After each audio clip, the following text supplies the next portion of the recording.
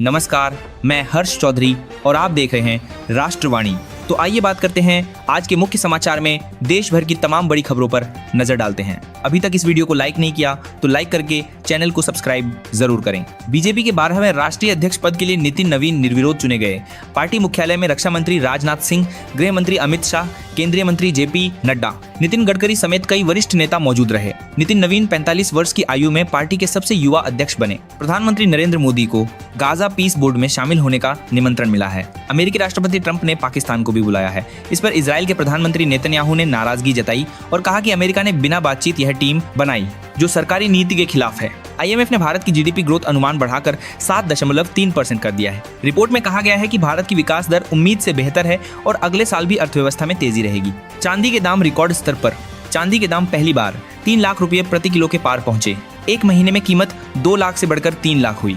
Experts के अनुसार 2026 में यह 4 लाख तक जा सकती है। नागपुर में रक्षा मंत्री राजनाथ सिंह ने solar defence and aerospace limited के प्लांट से गाइडेड पिनाका रॉकेट सिस्टम को हरी झंडी दिखाई। यह सिस्टम आर्मेनिया को भी एक्सपोर्ट होगा। उन्होंने कहा कि हमारा लक्ष्य गोला बारूद उत्पादन का ग्लोबल हब बनना है। कांग्रेस नेता राहुल गांधी ने कहा कि RSS और बीजेपी देश को कुछ बिजनेसमैन के हाथों बेचने की कोशिश कर रहे हैं और चाहते हैं कि लोग सवाल न करें। उन्होंने कहा कि कांग्रेस ऐसा नहीं होने देगी और संविधान की रक्षा करेगी।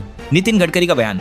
केंद्रीय मंत्री नितिन गडकरी ने कहा कि पुराने लोगों को रिटायर होना चाहिए और नई पीढ़ी को कमान सौंपनी चाहिए। अगर नई पीढ़ी जिम्मेदारी संभाल ले तो पुरानी पीढ़ी दूसरा काम कर सकती है। बंगाल में 1.25 करोड़ लॉजिकल डिस्क्रिपेंसी नोटिस जारी किए गए हैं। सुप्रीम कोर्ट ने चुनाव आयोग से कहा कि गलत नाम और उम्र वाले वोटर्स की निष्पक्ष जांच की जाए। बिहार, केरल और बंगाल में SR प्रक्रिया पर विपक्ष ने सवाल उठाए थे और सुप्रीम कोर्ट में कई याचिकाएं दायर की थीं। राजस्थान में कांग्रेस ने आरोप लगाया कि बीजेपी वोटर लिस्ट को अपने हिसाब से बनाकर पंचायती राज और नगर निकाय के चुनाव प्रभावित करना चाहती है। डोटासरा ने कहा कि विधायकों को बुलाकर पेन ड्राइव दी गई जिसमें कांग्रेस वोटर्स का डेटा शामिल था। तेजस्वी यादव को RJD का कार्यकारी अध्यक्ष बनाया जाएगा।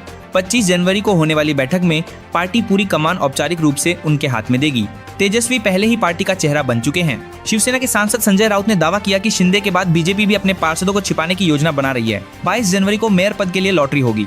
दिल्ली में गणतंत्र दिवस से पहले रेलवे स्टेशन आदि भीड़भाड़ वाली जगहों पर अलकायदा और बब्बर खालसा के आतंकियों के पोस्टर लगाए गए। पुलिस ने सूचना देने वालों के लिए इनाम रखा है। उत्तर मध्य भारत में 3 सिस्टम एक्टिव होने से छत्तीसगढ़ में ठंड बढ़ेगी।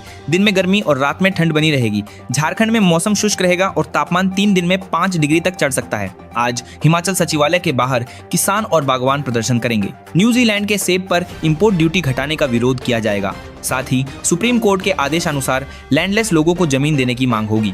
राहुल गांधी ने इंदौर में दूषित पानी से पीड़ित परिवारों से मुलाकात का वीडियो शेयर किया। स्थानीय कांग्रेस कार्यकर्ताओं ने दावा किया कि दूषित पानी से 50 से ज्यादा मौतें हुई हैं, जबकि प्रशासन पर सही संख्या छिपाने का आरोप लगाया। जम्मू में पाकिस्तानी विमान जैसा गुब्बारा मिला। वहीं किश्तवाड़ में ऑपरेशन तलाशी जारी है जिसमें जैश के 3 आतंकियों के छिपे होने की आशंका है। कल हुई मुठभेड़ में 8 जवान घायल हुए थे। सुप्रीम कोर्ट ने MP के मंत्री विजय शाह पर सख्ती दिखाई। कोर्ट ने पूछा कि माफी मांगने में देर क्यों हुई और सरकार से पूछा कि केस कब शुरू होगा। मामला ऑपरेशन सिंदूर के दौरान कर्नल सोफिया कुरैशी पर विवादित टिप्पणी से जुड़ा है। UAE के राष्ट्रपति शेख मोहम्मद भारत के 1 दिवसीय दौरे पर पहुंचे।